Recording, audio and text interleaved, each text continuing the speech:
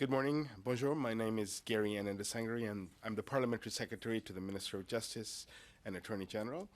Thank you for joining us this morning for this very important announcement. Merci de vous joindre à nous aujourd'hui pour cette annonce importante. I acknowledge with gratitude that we're gathered on the traditional and unceded territory of the Algonquin and Anishinaabe Nation.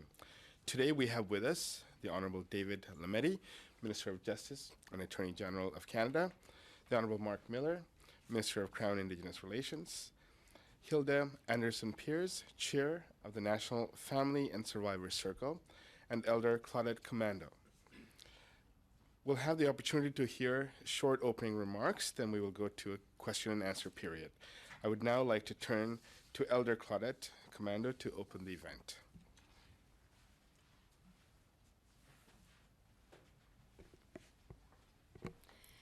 Kwe kakina, mi wedge kibija egg oma nongum, pijajikoma Anishinaabe eki. Greetings to everyone.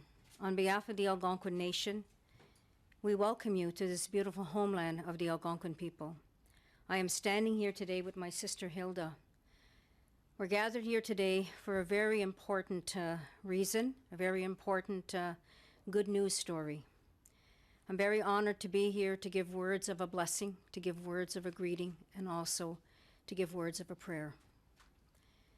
As we come together as brothers and sisters, let us remember all of our relatives of those that have faced the violence, our relatives of the murdered and missing Indigenous women, girls, boys, men, and two-spirited people. We honor our relatives and we ask the Creator to bless the families. We say, Chimi gwedge kishiminado, mi gwedge kinakego, kichimi gwedge onje nongum. Mi gwedge kishiminado, mi gwedge onje nichkiwedug. Gishiminado, ni buk sendam onje kakina, ni buk sendam mashkawiziwin, ni buk sendam ni bakawin, ni buk sendam bimadzuwin. And abagis gishiminado, we do kushnang onje. Creator, we come together and we thank you for the beauty of life. And we ask, Creator, that you hear our prayers for all our families, all our communities, to keep them safe and to keep them strong. And Creator, today I ask that this blessing, that you continue to bless everyone, that good words will be shared, wisdom will be shown. And Creator, we thank you for the love that you've given us. And may our prayer show the love that we have for all of our families and communities and the victims of violence. And Creator, heal them and keep them safe. Chimiigwej. And Creator, we also ask that everyone who is listening to this announcement will understand and have compassion and feeling in their hearts, and that this is so important, that justice and healing is for our families. And we know, Creator, that through our prayers and our faith, good change will come. Chi miigwej. Thank you, miigwej.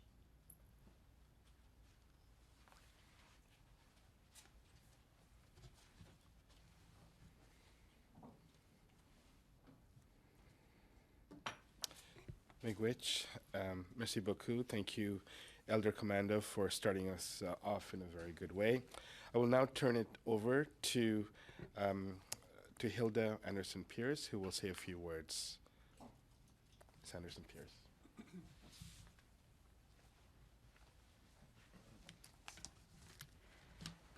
Good morning, everyone. I'm Hilda Anderson-Pyrz. I'm the chair of the National Family and Survivors Circle. I would like to acknowledge that we are on the traditional, unceded, and unsurrendered territory of the Anishinaabe Algonquin people. I would also like to acknowledge the families of missing and murdered Indigenous women, girls, men, and boys, and 2S LGBTQIA+ people and survivors of gender and race-based violence across Canada who continue to demand justice in the Canadian-wide emergency for MMIWG 2S+. Lastly, I would like to acknowledge Elder Claudette Commando for her beautiful prayer and her beautiful words this morning. It's always important that we center the work and the opportunities in a good way and in a kind way as well. And lastly, I would like to acknowledge Minister Lametti and Minister Miller. And I was told I could call him Gary because I can't pronounce his last name. the Parliamentary Secretary to the Minister of Justice and Attorney General of Canada.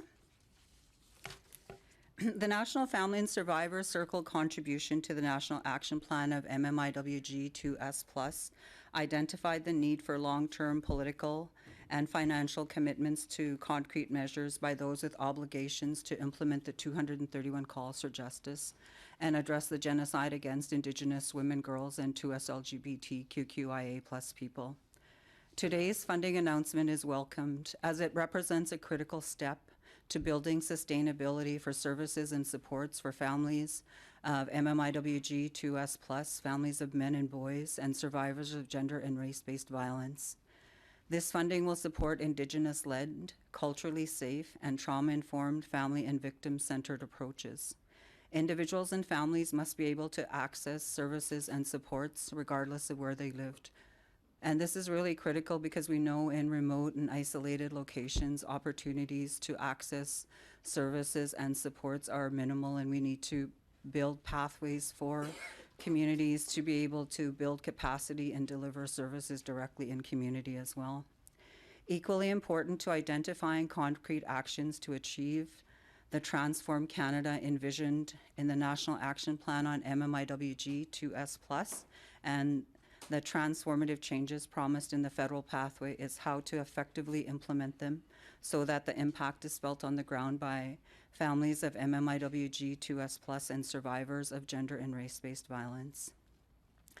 As a contributing partner to the National Action Plan and the federal pathway, the National Family and Survivors Circle calls for funding announced today and other related funding going forward to require collaboration with and inclusion of grassroots Indigenous women, girls, and 2S LGBTQIA+ people and groups and families of MMIWG2S+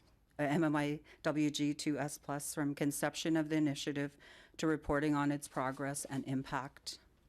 We also call for funding proponents to be required to already have in place formal policies and mechanisms for the prevention and protection of Indigenous women, girls, and 2S LGBTQIA+ peoples against all forms of violence. Indigenous women, girls, and 2S LGBTQIA+ people must feel safe in all spaces providing services and supports.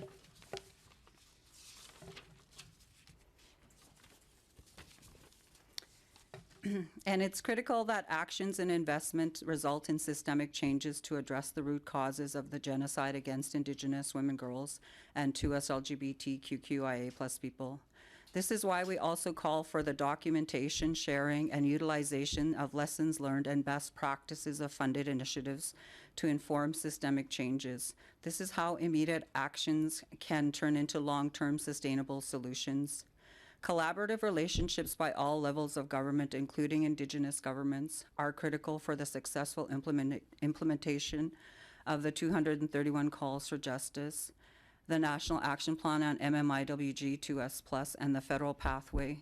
Centering of families of MMIWG2S+, survivors of gender and race-based violence, and Indigenous women, girls, and 2S LGBTQIA+ people must be maintained as a guiding principle for the implementation of the 231 calls for justice, the 21 Quebec calls for justice, and addressing the genocide of Indigenous women, girls, and 2S LGBTQIA+ people. As the chair of the National Family and Survivors Circle, I appreciate the invitation to participate in today's announcement and look forward to timely, regular, and resourced inclusion of family members of MMIWG2S+ survivors of gender and race-based violence and Indigenous women, girls, and 2S LGBTQIA+ people across Canada by the federal government and all others with obligations to implement the 231 calls for justice. Thank you very much.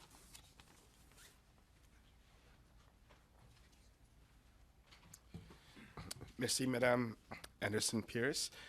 Now it's my pleasure to invite the Honourable David Lametti, Minister of Justice and Attorney General of Canada, to say a few words.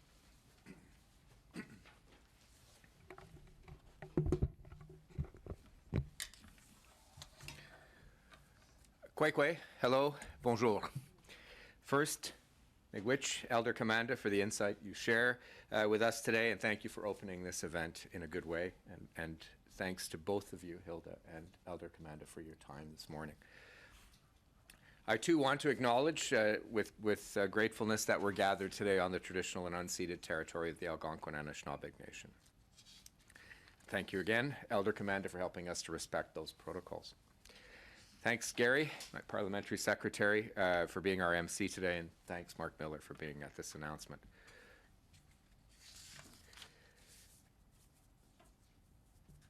Hilda, as mentioned, is the chair of the National Family and Survivors Circle, and she's here with us this morning for this announcement. But she's not alone. I too would like to acknowledge all the members of the National Family and Survivors Circle who have been able to join us virtually from across Canada. It's an honor and privilege to share this announcement today with you. Your leadership and your advocacy on behalf of Indigenous victims, survivors, and families is a big reason why we are here today. Le rapport de l'enquête nationale sur les femmes, les filles et les personnes de LGBTQIA+, disparues et assassinées, décrit clairement aux Canadiens la nature et l'étendue de la violence que les Premières Nations, les Inuits et les Métis continuent de subir. L'enquête a fait la lumière sur le racisme systémique et individuel enduré par les victimes et les survivants d'actes criminels et les familles des personnes autochtones disparues ou assassinées. Le rapport a pointé plusieurs obstacles systématiques et structurels qui affectent l'accès aux services et au soutien dans le système de justice criminelle et dans d'autres secteurs. The report called for new practices and new partnerships across the justice system and at the community level to improve access to culturally grounded support and assistance for First Nations, Inuit, and Métis who are victims and survivors of crime. It's clear that we need new ways forward. We need for people to be able to have increased safety and protection, improve access to justice, respect rights, and support healing from the aftermath of harm and victimization. And the new ways should be Indigenous-led, sustainable, and responsive. Notre gouvernement s'est engagé à agir pour mettre fin à la violence contre les femmes, les filles et les personnes de LGBTQIA+ autochtones. Une étape importante est de s'assurer que les victimes et les survivants autochtones aient accès à du soutien culturellement adapté et tenant compte des traumatismes. So this brings me to today's announcement. Through Budget 2023, our government is providing $95.8 million over 5 years, and then $20.4 million annually on an ongoing basis to support Indigenous families in accessing information about their missing or murdered loved ones. This money will also be used to enhance the availability and accessibility of culturally grounded services and support for Indigenous victims and survivors of crime. Specifically, the investment includes $37.3 million over 5 years and then $7.7 million annually to ensure that the critical services provided by Family Information Liaison Units, or FILUs, to families of missing and murdered Indigenous people continue to be available for as long as they are needed. No more worries about the funding being sunsetted. The funding is there. $20 million over 5 years and then $4.15 million annually to ensure that families of missing and murdered Indigenous people have access to Indigenous-led, community-based supports to assist them with their grief and their healing journey. And finally, $38.6 million over 5 years and then $8.5 million annually to support a wide range of Indigenous-led and co-developed activities to support and assist Indigenous victims of crime and survivors of violence across Canada. En juin 2021, notre gouvernement a présenté sa contribution au plan d'action de l'enquête nationale. La voie fédérale détaille nos engagements pour mettre fin à la violence envers les femmes, les filles et les personnes de LGBTQIA+ autochtones. Le travail de Justice Canada, en vertu de la voie fédérale, se concentre sur un système de justice plus inclusif et plus représentatif. Un système qui respecte et protège les Autochtones, incluant les femmes, les filles et les personnes de LGBTQIA+ IA+ autochtones. Ce travail inclut l'amélioration de l'accès à des services par et pour les Autochtones culturellement adaptés tenant compte des traumatismes. Cet investissement aujourd'hui illustre notre engagement. Il s'inscrit aussi dans l'implémentation de l'action à l'appel 40 à la Commission Vérité et Réconciliation, qui urge tous les paliers du gouvernement à créer des services et des programmes adéquatement financés et en collaboration avec les peuples autochtones, spécifiquement pour les victimes autochtones. This money means that the Indigenous community organizations and agencies will have sustainable resources to design, develop, and deliver the supports needed for victims and survivors in their communities. It will also enhance Indigenous-led partnership building and collaboration with all levels of government. When I look at the programs and organizations this investment is supporting, I think it represents an important acknowledgement. Indigenous agencies and organizations have the knowledge and the expertise to help overcome the barriers that Indigenous people who are victims of crime face when accessing services and supports. Indigenous agencies and organizations know what they need from the justice system and what they need to assist victims in their healing journey. So this simply is the best way forward in supporting First Nations, Inuit, and Métis victims and survivors of crime. To all victims and survivors, you deserve to know that these important programs will be there for as long as you need them. I hope this funding provides the certainty and the support that you need and that you deserve. Thank you. Merci. Miigwech.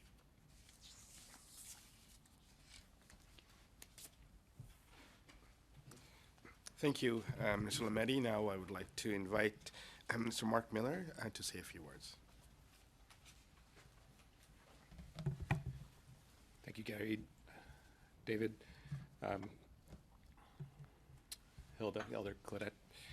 Bonjour à tous. Kwekwe. Merci d'abord et avant tout à l'Aîné Commanda pour la reconnaissance territoriale et les mots d'ouverture. I'll start off where Minister Lametti ended, which is the fact that this announcement today talks about sustainable funding. Sustainable funding is directly called for in the final report into murdered and missing Indigenous women and girls so that survivors, their families, can have predictable, recurring funding to help them heal and to help them get answers, whether it's closure or accountability.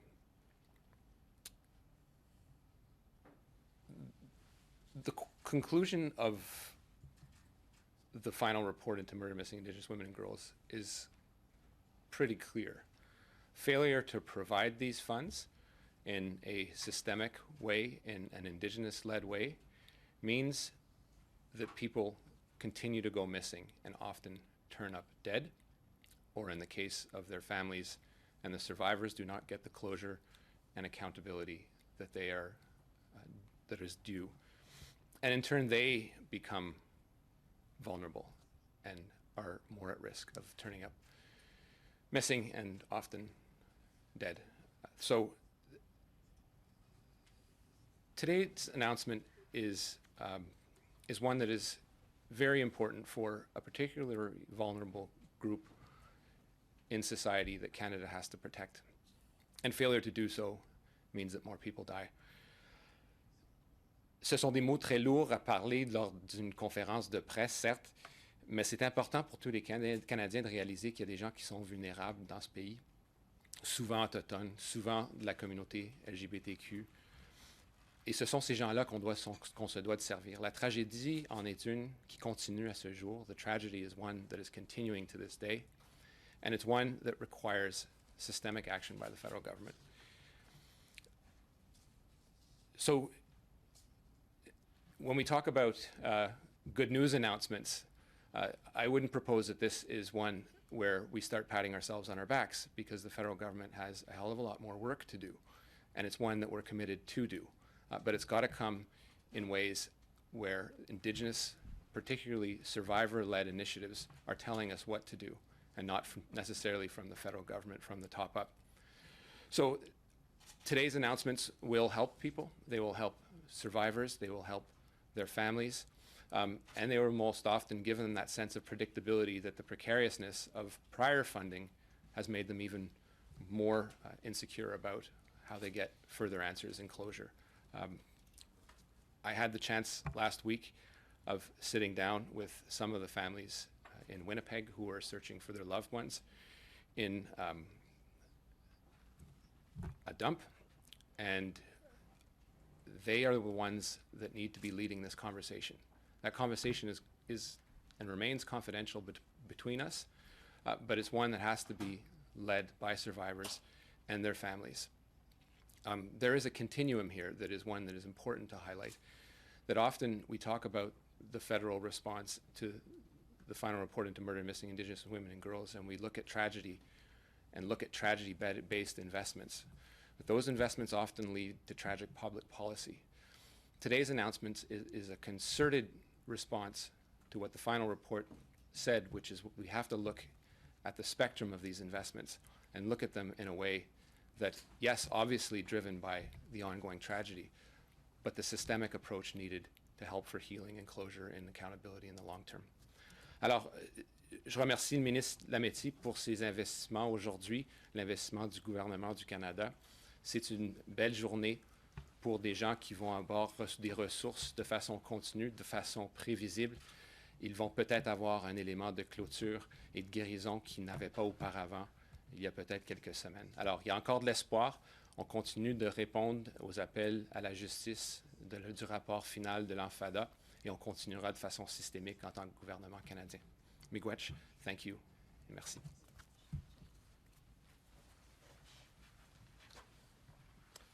Merci, Marc. We will now open the floor for question and answers. Nous allons maintenant amorcer la période de questions et réponses.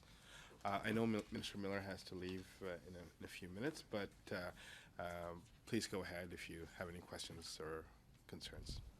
Good morning, Olivia Stefanovich, CBC News. My question is for Ministers Lametti and Miller. The part of the announcement today is that these expanded services now include men and boys, and I'm wondering if you can explain why that is and what specifically this funding will be used for men and boys.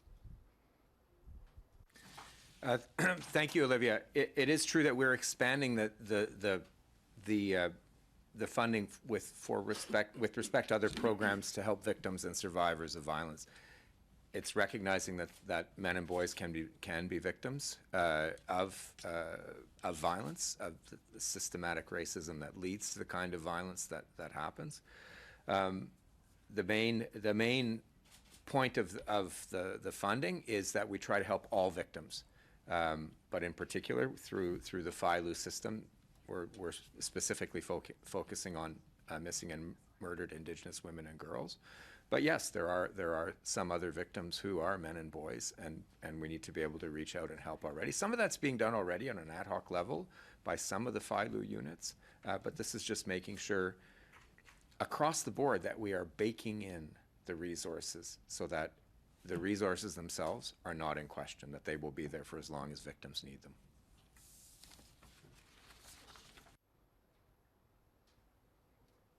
I think there's a greater question in society that we have to ask when we talk about MIWG. People tend to close their mind and say this is only about Indigenous women and girls and the LGBTQ community.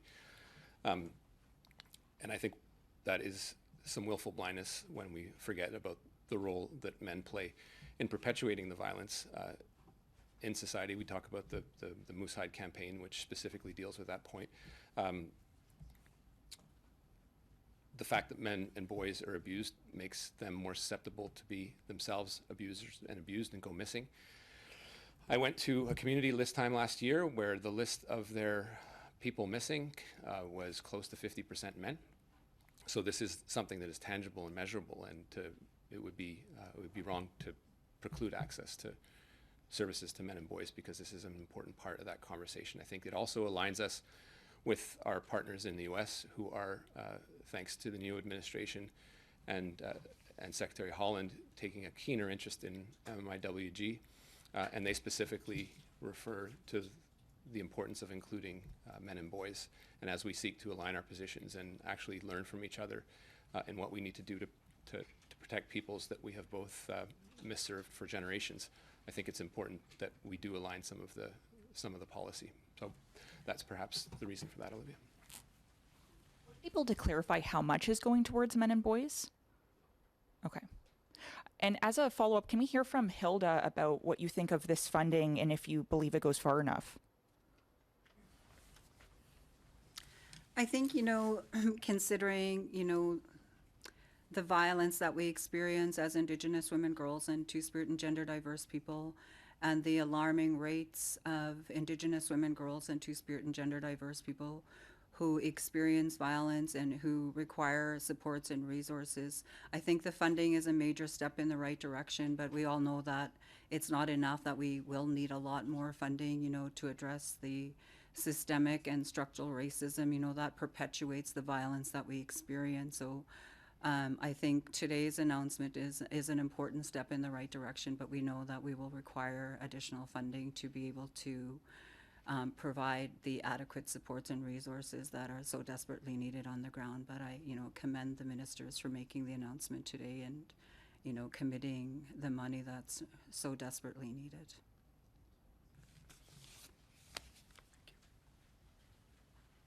Fraser Needham, maybe 10 National News. This question is also for Ms. Anderson-Pyrz. I was wondering if maybe with the feedback that you do get from survivors and their families, what do they tell you are the gaps, I guess, that they need to help them at least move toward closure that they're not, that they don't have enough funding for, they're unable to do at this time? Sorry, could you repeat your question? Because Oh, there's yeah. some background. Okay. I was wondering when you're talking to survivors and families on the ground, what sort of feedback do you get from them that's missing in terms of allowing them to close the gap, I guess, in their healing and things like that, that they don't maybe have money to do right now that they would like to do? I think with today's announcement, it has addressed a lot of the gaps that have been identified by survivors and victims who experience violence or who have lost a loved one to homicide, for the services to be Indigenous-led, rooted in Indigenous ways of knowing, being, and doing, and, that provide like land-based healing opportunities and connection to the culture, the language, and the identity as Indigenous people it's really critical. And like today's announcement is providing pathways to be able to do that important work on the ground, to be able to connect with family members and survivors and Two-Spirit and gender diverse people who are looking for those opportunities to be centered as victims and as survivors of gender and race-based violence, where it's, connecting to who they are as Indigenous people.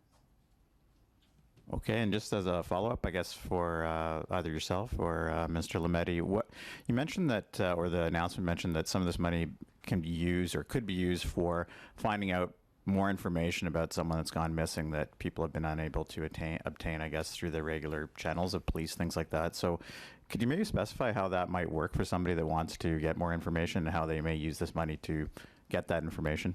Well, I think, when you have lost your loved one to homicide or you have a loved one who's missing, those answers are critical. They bring a form of healing. And I don't like to say closure, because when you lose a loved one, you never have closure. There's always a piece of you that is unhealed, or, so I always like to say some form of peace that you're seeking. I think it could provide, depending on, what the nature is of the a loved one who's been missing or who has died as a result of homicide. I would say that, it could involve the potential of hiring a private investigator, because I know this has been repeatedly shared with me when I was the director of the MMIWG liaison unit, with the gaps in policing and responses and other mechanisms that are, out there that are not necessarily responding in the way that families and victims are looking for supports. It could also potentially, support legal advocacy too. So there's many ways that it can bring support, but I know those were two key things that I heard a lot of when I was on the ground about having, the access to legal, but also access to hiring a private investigator. But I'm not sure what the parameters are of the funding and the call for proposal at this point. So, those are two critical things that I've heard repeatedly on the ground. Okay, thank you. Thank you. I'm not sure if we have anyone on the line. If not, I would like to invite our elder to give us some closing prayers. All come together. Let's all stand together. It's important that we stand together to honor our women, to honor our men, to honor our girls and our boys, and to honor our relatives, two-spirited, and to honor everyone. It's so important that this work that needs to be done, the healing and the justice, it is a responsibility for everyone in this country. For our women, our girls, our men and our boys and two-spirited people, we deserve the right to live freely and to live in safety and in respect. Let us put our hearts, our minds, and our spirit together as one, and let us offer a prayer that the Creator, He will embrace every one of our families and our relatives at this time who are healing from losing a loved one. And that losing a loved one is a grief that will always be in one's heart forever. But our love and our prayer will comfort the families, and our love and our prayers will also bring healing and justice for those of our relatives that have suffered this injustice, this violence, those that are missing and those that were murdered. They are in that spirit world, and they need to know that we feel for them and that we love them. And we pray for them, and we say to the Creator as we thank Him for the beauty of life and for His love and bringing us here today together. We know that there's a lot of work that needs to be done, but we must begin this work with a good heart, with a good spirit, with a good mind, and a good voice. And we have seen that goodness that is shared here today, and we must give thanks to the Creator and to all our ancestors. And we must give thanks to all our relatives who are in the spirit world. And we must give thanks to one another and those that lead the front lines to help the families of MMIW and two-spirited. So we say, thank you, Creator. Chimigwe jonje nongom, kichimigwe jonje kinuinimiawin. Nibuksendam gishiminado, nibuksendam mashkawiziwin, nibuksendam minapomadzuin ashish nongom, nongom ashishwabang. Kichimigwej gishiminado, kichimigwej nijenwen dagana, kichimigwej kokamisag, kichimigwej mishomsag, kichimigwej onje kizagi eduin. Creator, we come together with that one heart, one spirit, one voice, and one mind. And we thank you, Creators. We thank the grandmothers and the grandfathers of the four directions who have come into this circle.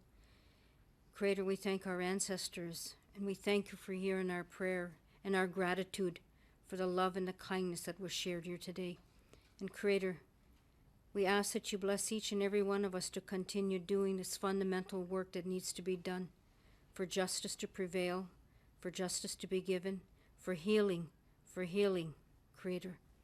Healing is so important, and it is through love and prayer that we will see the reflections of life, the reflections of justice, and the reflections of healing. So we thank you, Creator, for hearing our prayer. Miigwech. Thank you. As we say in our language and in our prayers, there's no word for goodbye. But I stand here with my sister Hilda, and I stand here with friends and colleagues. And what we say to you is, and until we see each other again, may God bless you, and we will come together in a great circle. Let us walk that road together in peace, in love, and kindness to heal. Chimigwech. Thank you. Miigwech.